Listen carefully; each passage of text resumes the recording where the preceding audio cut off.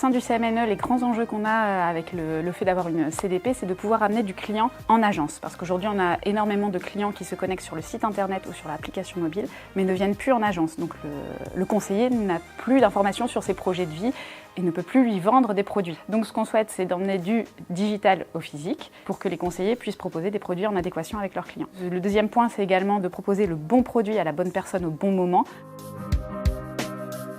Les gros plus d'avoir une CDP, c'est de pouvoir collecter cette donnée, justement de toute la navigation qui se fait sur le site internet ou l'application mobile, de le rassembler à un endroit précis.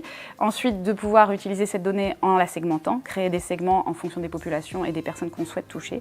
Et après, d'activer derrière différents leviers comme de la publicité en ligne, des emails personnalisés, de la personnalisation on-site directement, du télémarketing, du multicanal en général. L'avantage d'avoir une CDP, c'est de pouvoir tester et de ne pas hésiter à tester continuellement parce que l'outil est assez flexible.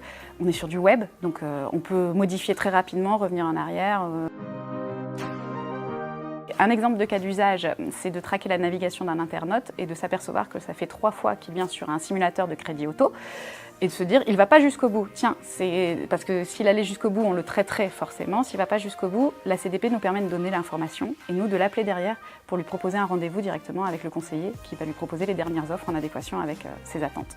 Un autre cas d'usage, c'est par exemple pour lutter contre l'attrition. Donc on va traquer les personnes qui sont venues sur notre page de résiliation, enfin qui souhaitent clôturer un compte. Donc ces gens-là derrière, on va les appeler ou on va leur proposer une offre pour qu'ils restent ou leur envoyer directement un email.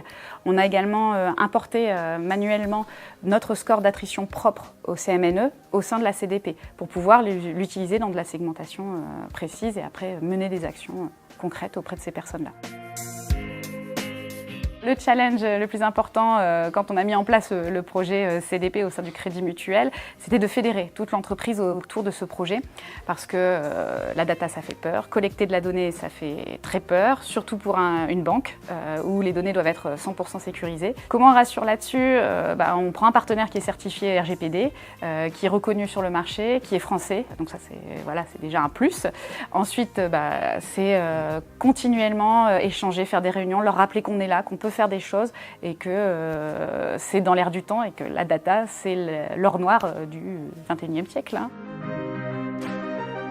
Alors, les prochains chantiers au sein du CMNE avec notre CDP, c'est de la connecter avec notre application mobile, puisqu'aujourd'hui, ce n'est pas le cas. Donc, c'est l'objectif pour 2019. Également, un autre gros chantier, c'est d'optimiser notre ROI avec l'achat média, en fait, d'analyser davantage les segments qu'on a pu créer pour notre achat média, soit en retargetant les clients ou en les excluant des campagnes. Et enfin, un autre gros chantier, ça sera la prospection. On va essayer un petit peu de se mettre à la prospection cette année et avec la CDP, on va pouvoir mettre en place des partenariats différents avec différents acteurs du marché.